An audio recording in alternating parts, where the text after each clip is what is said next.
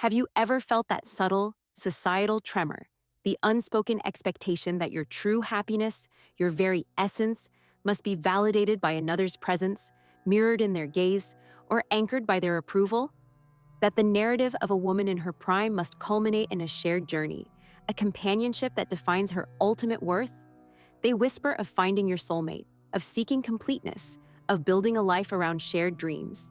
But what if that familiar path is not the most potent one? What if the truest, most enduring power for a woman beyond 40 lies in constructing an empire where you are the sole, undisputed sovereign?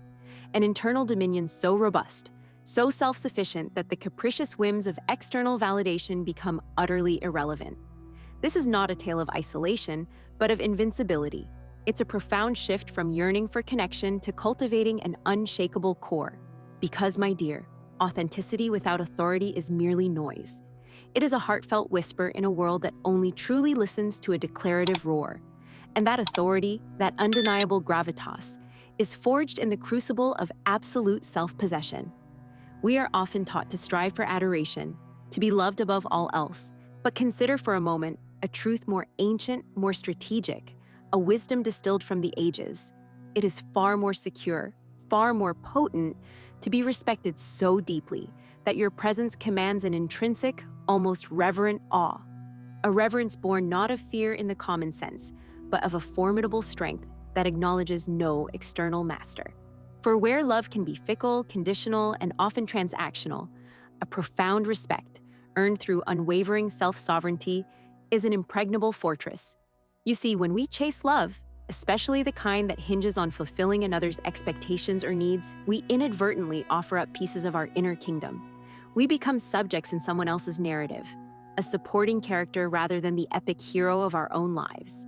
We learn to soften edges, to mute desires, to adapt our very being to fit a prescribed mold, hoping that this malleability will secure affection.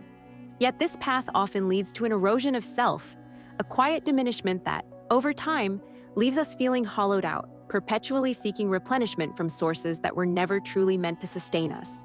The love we receive in return, while perhaps genuine in its own right, often carries the weight of unspoken conditions, subtle dependencies, and a constant low-level anxiety that it might be withdrawn if we cease to conform.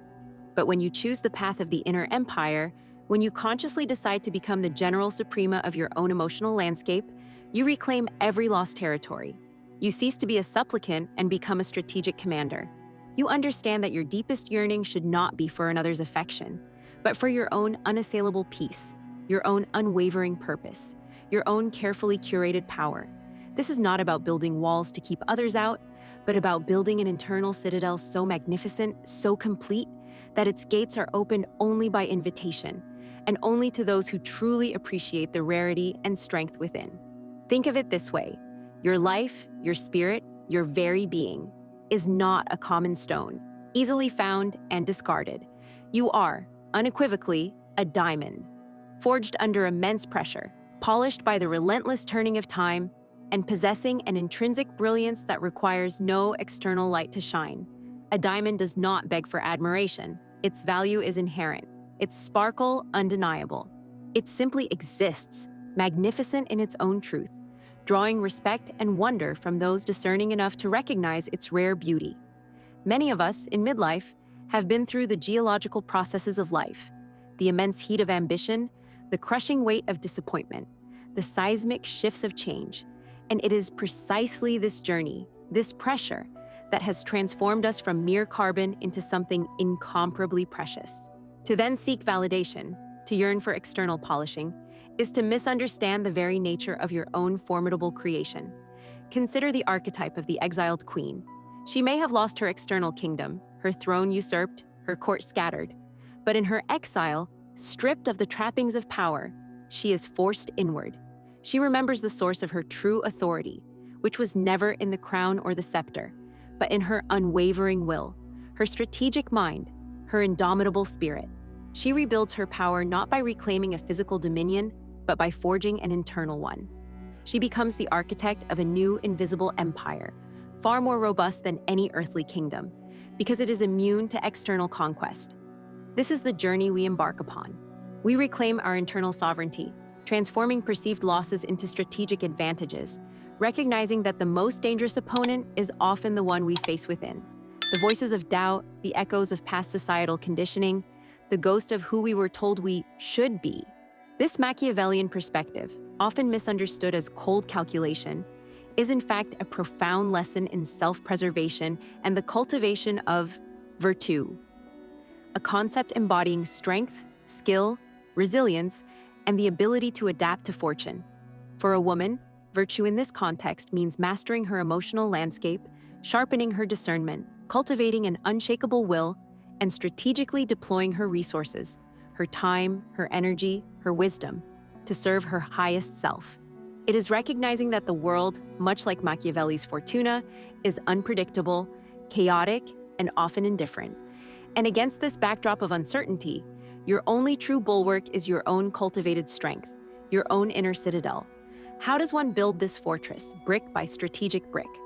It begins with reclaiming your time. Time, for the woman beyond 40, is not merely a commodity. It is the most precious currency in your empire. Every moment you give away, every minute spent on endeavors or individuals who do not elevate your spirit, is a tax levied upon your internal treasury.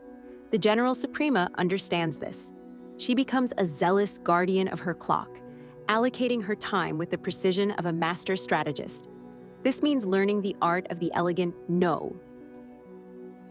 Not a harsh defensive refusal, but a graceful, firm boundary that declares, my time is valuable, and it is reserved for that which truly serves my purpose and peace.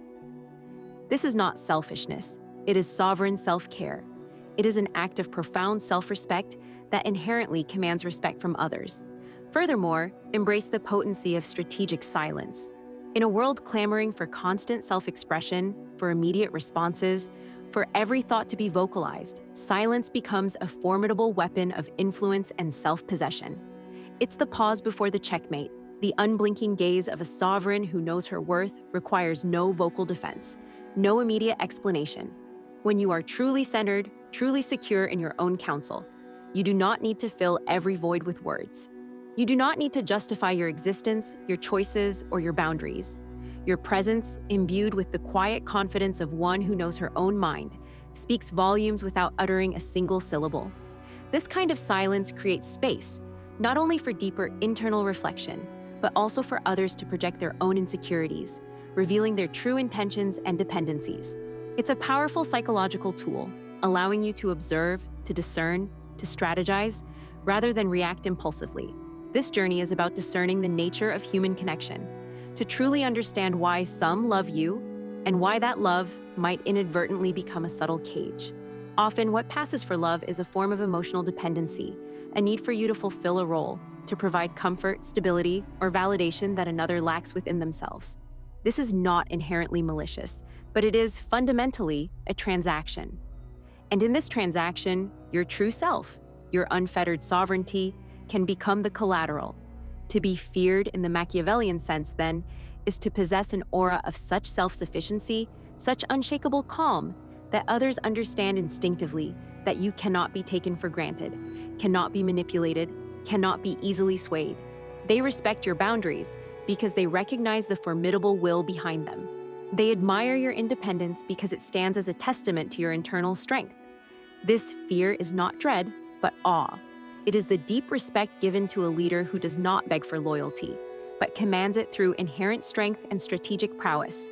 The emotional labor we, as women, are often conditioned to perform, the endless nurturing, the constant empathy, the burden of managing others' feelings, becomes a voluntary contribution, rather than an obligatory tax. Once you become the General Suprema, you decide when and where your emotional resources are deployed, understanding that your reservoir is finite and must be replenished primarily by yourself.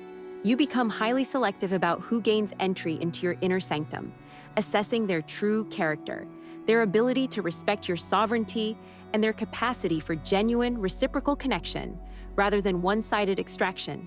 This is a cold, hard truth of human dynamics, a truth that dark psychology illuminates. People will often take as much as you are willing to give, not out of malice, but out of their own needs and lack of self-awareness. Your job is to set the terms of engagement, not to resent the takers.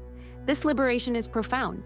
It frees you from the exhausting dance of people-pleasing, from the anxiety of potential abandonment, from the soul-crushing burden of carrying others' emotional weight. It allows you to cultivate relationships based on mutual respect, shared values, and genuine admiration for each other's independence, rather than codependency or need. Your friends become true allies. Your partners become co-conspirators in a shared adventure, rather than emotional anchors.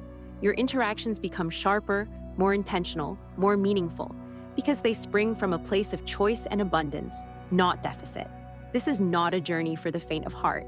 It demands ruthless self-honesty, a willingness to examine your own dependencies, your own fears of solitude, your own ingrained patterns of seeking external validation. It requires consistent vigilance, for the whispers of societal expectation, the siren calls of conventional comfort, are ever present. But the reward, my dear, is an unparalleled freedom. The freedom to truly know yourself, to trust your own judgment implicitly, to stand in your power without apology, and to navigate the complexities of life with an unshakable calm. You become the quiet force in every room, the woman whose counsel is sought, whose presence is felt, precisely because she does not clamor for attention. Her authority is inherent, her gravitas earned. Your inner empire is not just a concept. It is a living, breathing fortress built on 4 immutable pillars: radical self-awareness, fierce self-discipline, unwavering self-trust, and an unapologetic claim to your own strategic purpose. Radical self-awareness means confronting your own shadows, understanding your triggers, and acknowledging your deepest desires without judgment. Fierce self-discipline means consistently acting in alignment with your highest self, even when it's uncomfortable, even when it means saying no to immediate gratification or social pressure.